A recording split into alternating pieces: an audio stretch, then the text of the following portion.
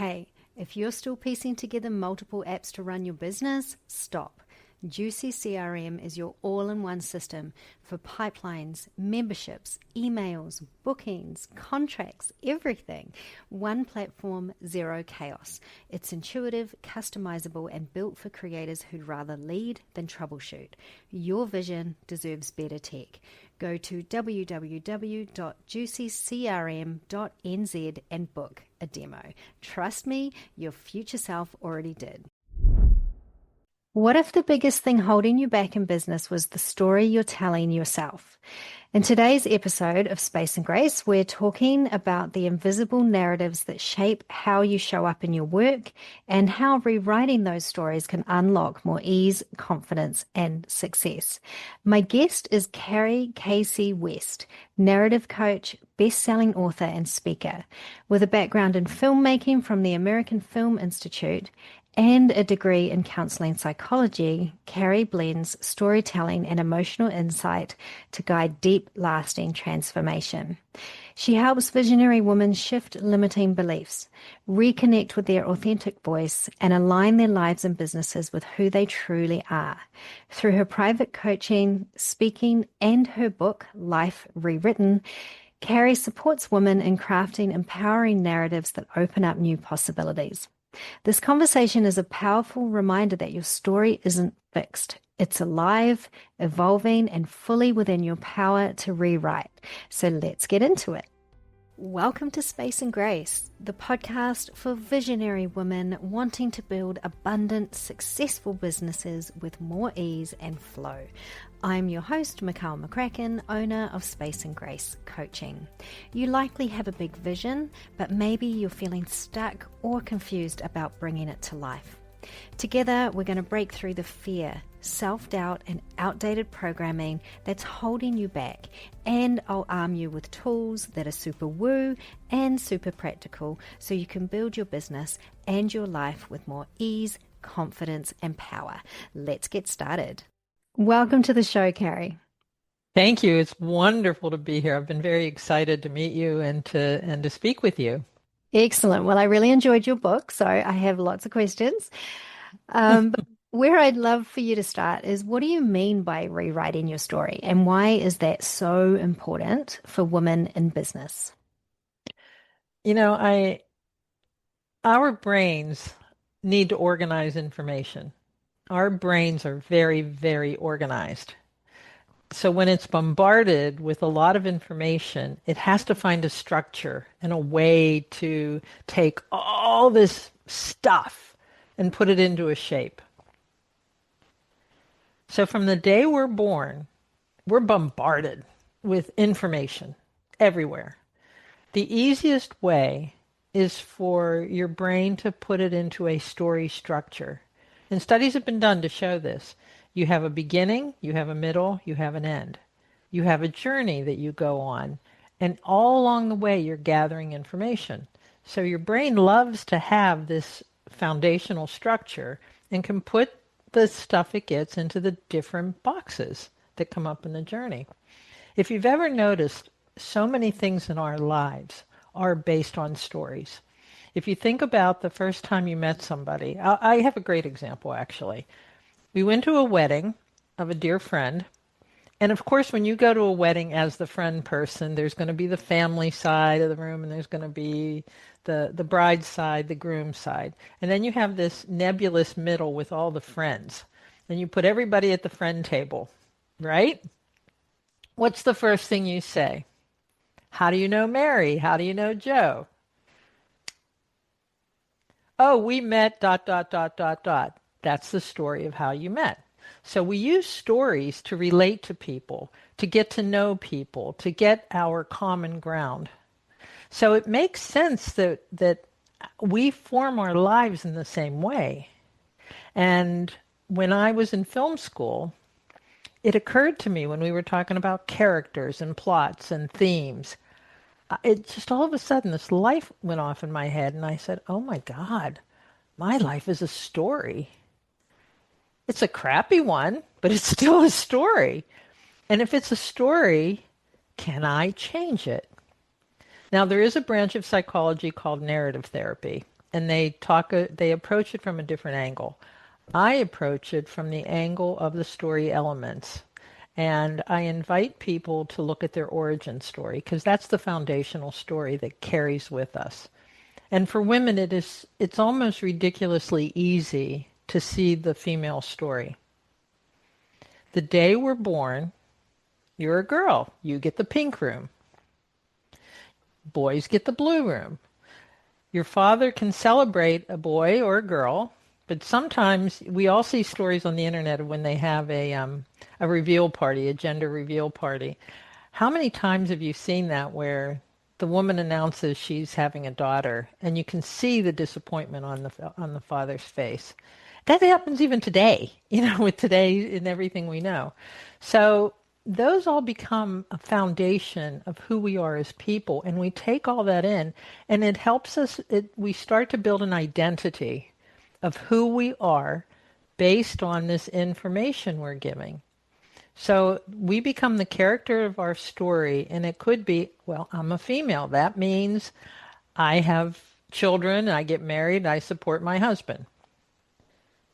It could mean I have a career along with having my family and my husband. But a lot of women are given that baseline story of our job is to get married and have kids and support the family and support our husbands while they're in their careers. It's not 100% that way, but that's the foundation of how we start forming stories. And if we know that foundation, why can't we change it? Yeah. And the perspective or the lens that you talk about, the lens that we're given to look through from that point onwards. And Right. I'm just thinking, like, as an example, I do a lot of money coaching. And, there's a lot of my story is a little bit different because my mum handled the money. So I have all sorts of money stories based on her behavior around money, but I at least saw the female in the family leading that discussion, whereas a lot of people don't. And so a lot of women grow up where their dads or father figure didn't talk to them about money, but they talked to the boy about money. So even Right. on that simple level, or maybe you're given the narrative that you don't need to worry about your money because you're just going to marry a man and he'll take care of the money. Yes. That still happens Yes. a lot. Yes. Well, I call that a money script. And in Mm. fact, my next book is called Money Rewritten, and I Oh, call fun. it I call it a money script, just like I call it a life script or a love script or a marriage script. The minute you get married, certain things happen. I even noticed it with me when I moved in with my partner. All of a sudden, I've got to go to the grocery store. I have to make dinner. I have to clean the house.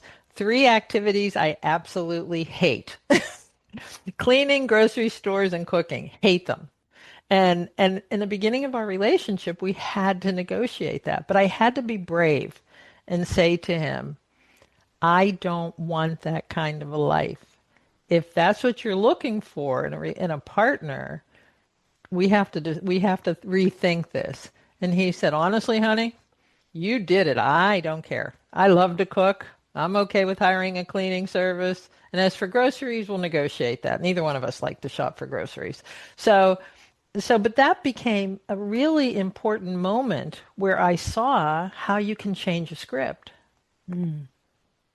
And I call those micro moments of changing your script. When you recognize it in that moment, you can rewrite it. But you have to stop it. You have to stop it. But boy, did I try. Oh my God. I tried and I was failing at it miserably. And anyway, it those are the kinds of things. And I wonder if you saw that when dealing with people with their money coaching, how Oh, yeah. stopping it right in that second when they realize it. Yeah, well, we're speaking of stories, and if you're not aware that there's a pattern or there's a habit or there's a thought that's just has been on constant loop since, however old, if you're not aware of it, it doesn't really matter what the story is, you just believe it. And I know even Yeah. from building my previous business, like I I didn't know that I could look at my thoughts. I didn't know that my thoughts were creating my feelings. I didn't, I just wasn't aware of all that. I thought that what was going on in my head was the truth, but it was only one version of the truth based on all my outdated programming. Yes. Yes. Oh my gosh, I'm so glad to hear you say that. What I learned though, and this might help for you and your audience, when you look at it from a view of a storytelling, it doesn't feel so personal. It doesn't feel like you've done something wrong. It feels like you've become this character in your own movie. And that can then be fun looking at it. And one of the things you just mentioned, the tape loop, I call it an automatic pilot, we don't hear it. It's running in the background on mute, but it's still running. And what happens is that becomes our point of view of life, or as you called it, the lens of life. So whenever something comes our way, in fact, the brain, again, the organizational structure that it is, if you get something that's contradictory to that lens, your brain will say, well, no, that doesn't fit for us. My lens says money is handled by the men, and that's how it is. So that goes to the wayside. So just like you said, you have to become aware of that script. And by the way, my mom handled the money too. And that was one thing when Simon and I got together. I hated doing the cooking and cleaning and shopping. He didn't like taking care of the household bill. So this was another win for the both of us. But again, this is how you start building a new script, Yeah, I really a love new that story. idea of like pulling back. And I do this myself when I feel really triggered, and I encourage my clients to do it as well, is just pull back as if I'm watching myself having that experience. And it just Yes. breaks the circuit. Then I'm like, Yes. oh, okay. Yes. Yes, when you become the observer, you're in the audience viewing this story. Mm. It takes away all that charge, doesn't it? Yes, it's amazing how quickly that can happen once It once you know does. how to do it. And it's super simple. And what I love about it is it's free and you just get to choose. Do I want to pull back and look at be Yes. the observer or Yes. do I Yes. not? Yes. Yes. Yes. I love what you said. It's free. Mm. Making those micro moment changes is it's free. You don't have to call your coach. You can just say, "Oh, there's the pattern. Wow, I see that. I've seen it before. Yeah. Can I make a different choice? Even if the choice is don't react right now." Because we're Yeah. so quick, we want to react. So maybe the choice is to step back and think about it and don't react.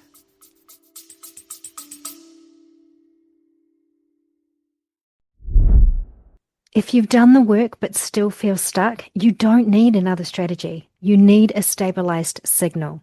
Join the Wayfinder series, monthly micro masterclasses with experts sharing real tools, real shifts for results that actually hold. You've felt the expansion. Now learn to keep it. Head to www.spaceandgrace.me/wayfinder.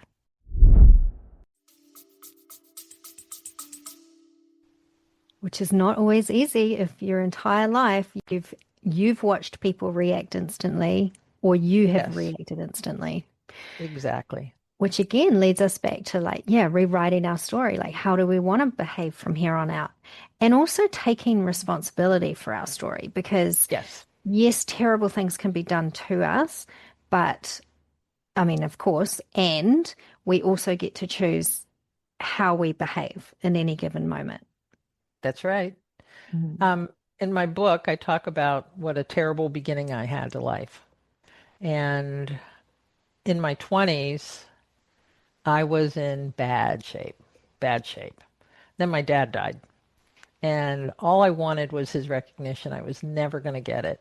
And wouldn't you know, the little bum, all my life I just wanted him to acknowledge me, and he ignored me. So one night he says to me, "Do you know I love you?" And it freaked me out because he has never said that. I was like, "Well, yeah, I guess so. Yeah, Dad. Okay, yeah."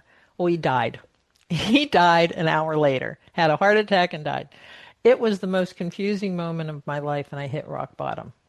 Mm. And it was then that I realized I was angry and I was frustrated, and I was also suffering from PTSD, which I didn't realize at the time because I grew up never knowing when I was going to be fed or cuddled or diaper changed or anything.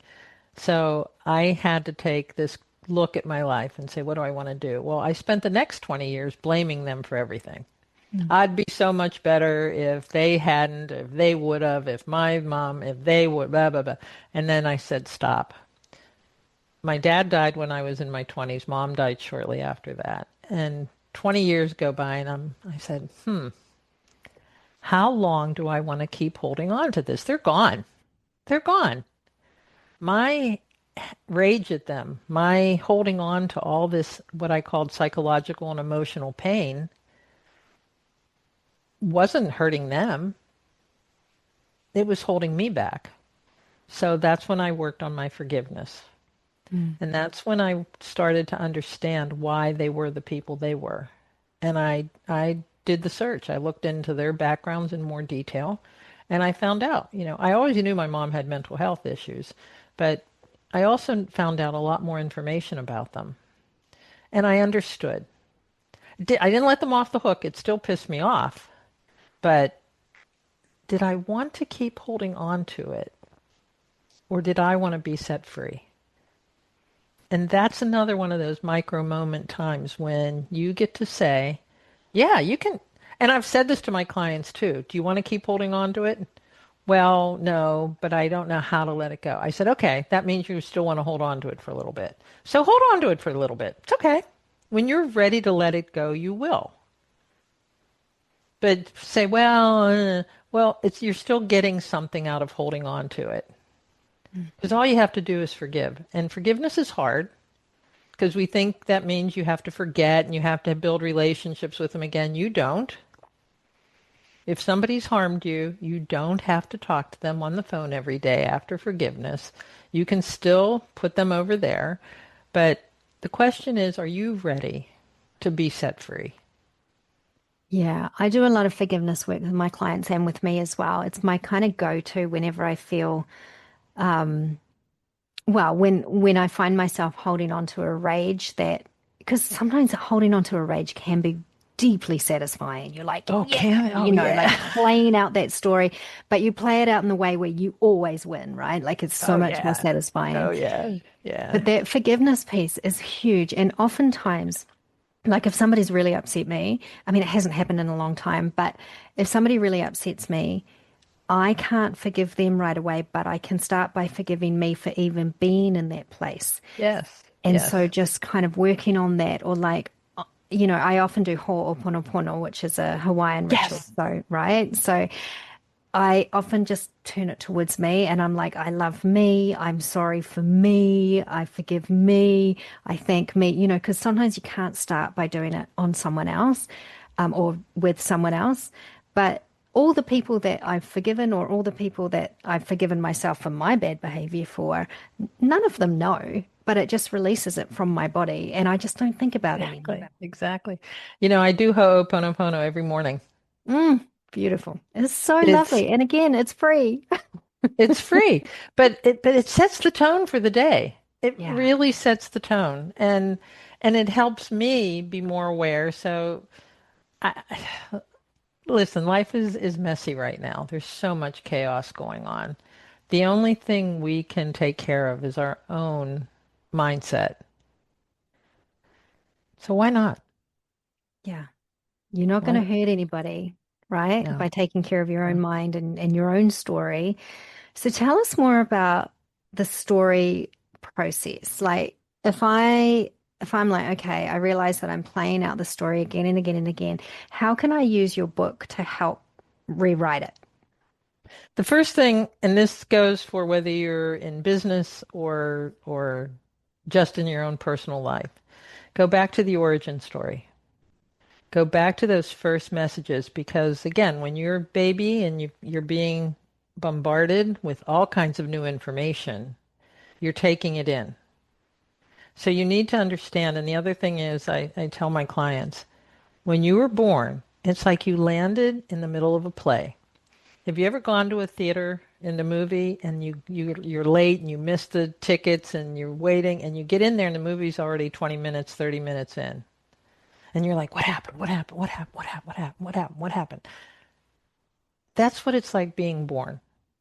You walk into this play, this movie that's been going on. So your parents are in the middle of a story, your family's in the middle of a story, the world's in the middle of a story.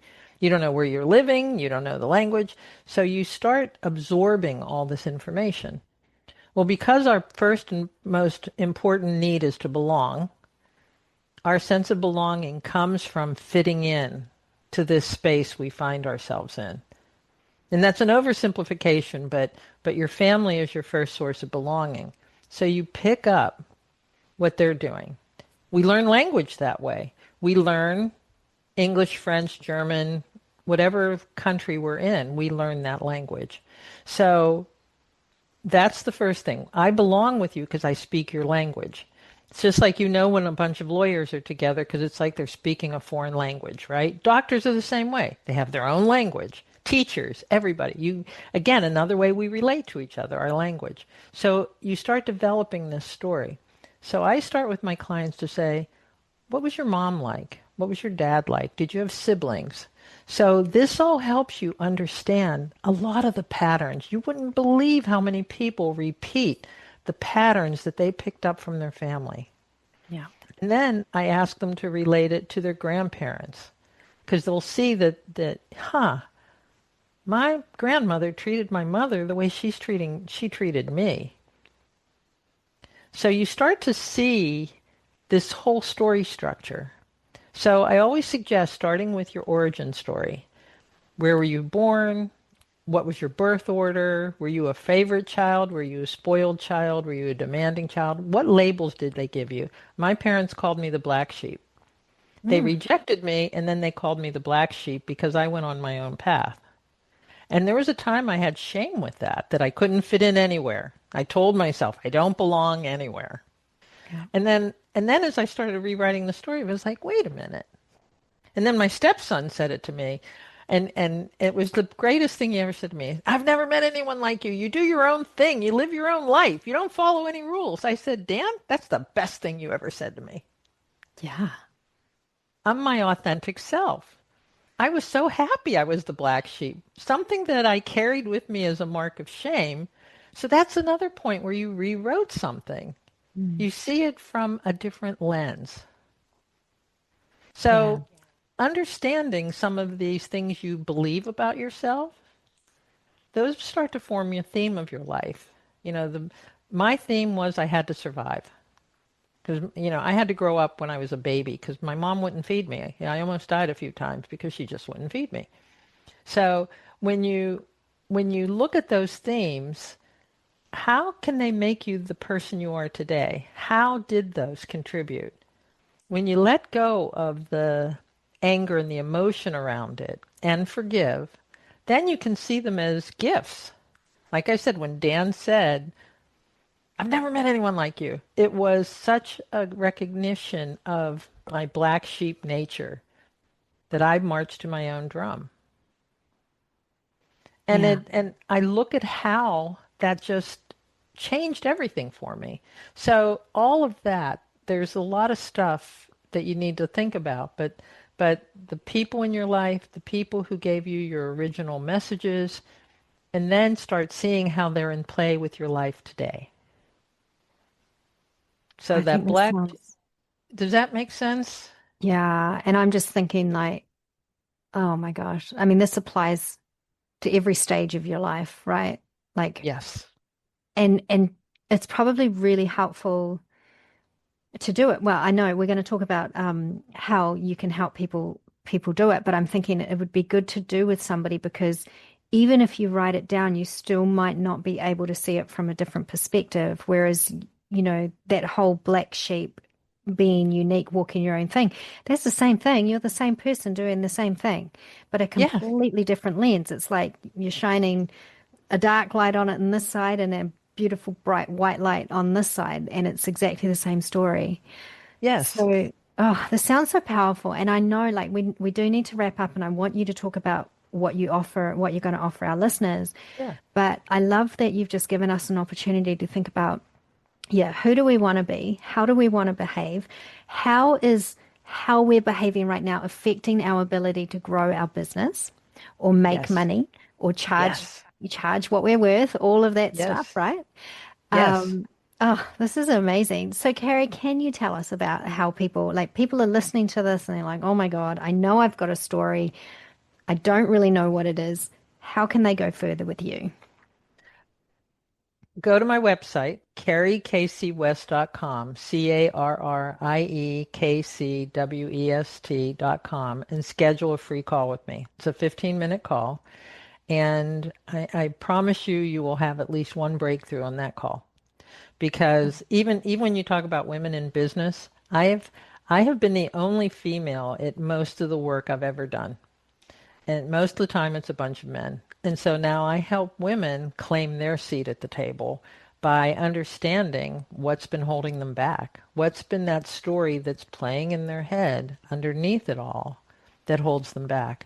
So go to my website and schedule your call. I am so excited because I want to see more women out there doing podcasts and following their passions and being the black sheep of their worlds.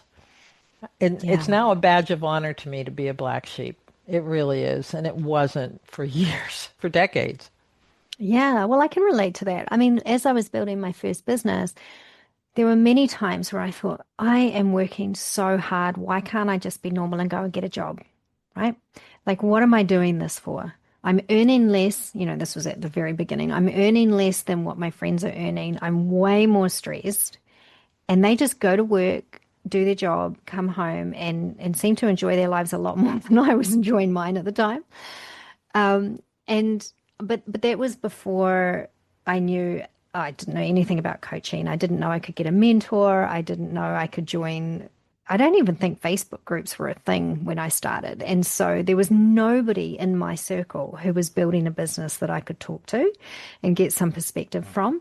So yeah, I just think I know there's so many points in my life that I can rewrite using your framework. Yeah. And I encourage everybody to get on the phone, get on a call with you because it's so important. Oh my gosh, Yeah. like it could just unravel everything and just to be able to see, even for me to be able to go, why can't I just be normal and fit in to like, of course I'm not normal. I don't want to fit in. Even that perspective change is huge. See, that's a word we need to get rid of. Normal. Mm, Normal. What's normal? yeah. I want you to embrace who you are and accept who you are and accept your story and accept all these pieces of us. Then can you imagine a world where we all accepted who we are instead of trying to fit in or trying to do or what we should do? Should's another word I want to get rid of. What could you do if you accepted yourself? So yes, please take me up on this. I promise you a breakthrough, and it's fast and it works and it sticks. It's not something that you do it once and then you have to remind yourself to do it again. It sounds amazing, Carrie. Thank you so much for being here. This has been so enlightening. Is there anything you'd like to just kind of close out with, other than Well, people booking a call, of course? no, I'd like to finish this conversation and have 2 more hours. You're very fascinating, and I really appreciate that you understand what this takes. You really Yeah. do. And I want everybody to, well, I want as many people that are ready to understand that we can be happy. We can have a fulfilling life. Yeah. And not sabotage it, right? Because if we go back to Yep. that, if we're used to looking at the world from one perspective, and then as you said earlier, like if something comes at you that's a little bit different, even if it's good and better, you're going to find some way of deflecting it because you're like, no, no, no, no, Yes. no, life isn't like that. Or money doesn't come to me easily. So all this money that I've just made really easily, now I'm just going to go and give it away because it feels really unsafe. Oh So yeah. I love that Yeah. you're writing a money book. This is going to be amazing.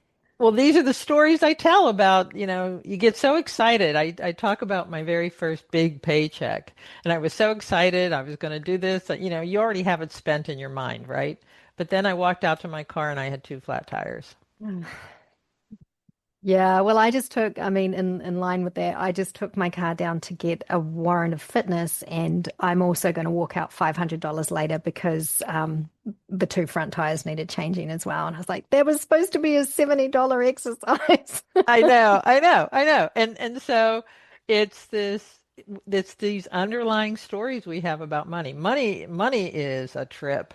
When you look at and take apart the money stories, it's a trip. Yeah. Oh, this I hope you'll share your private information with me because there's so much. And if you're doing coaching with money, we have to talk about that. We I really would should. love to. I would love I'd to. love to get a So, quote from you for the book too. I'd love to interview you for the book. oh, all right. Well, we can talk offline. So we'll finish this Perfect. interview. You might want to cut some of this out. I don't know, but Well, Carrie, just thank you so much for being here. I really appreciate it. I think this is going to be so helpful to so many women who want to look at their stories and really own them and choose them from here on out. So thank you. you're very welcome. Thank you. Thank you so much for listening to the Space and Grace podcast with me, Mikhail McCracken. I hope today's episode brought you a little more clarity, inspiration, and the confidence to create your business and life on your terms and with more ease. If you enjoyed it, please be sure to follow the podcast so you never miss an episode. And I'd be so grateful if you could leave a 5-star review. It helps other visionary women like you discover the insights and tools I'm sharing here. Remember, you have the power to create your business and life with space and grace. Catch you in the next episode.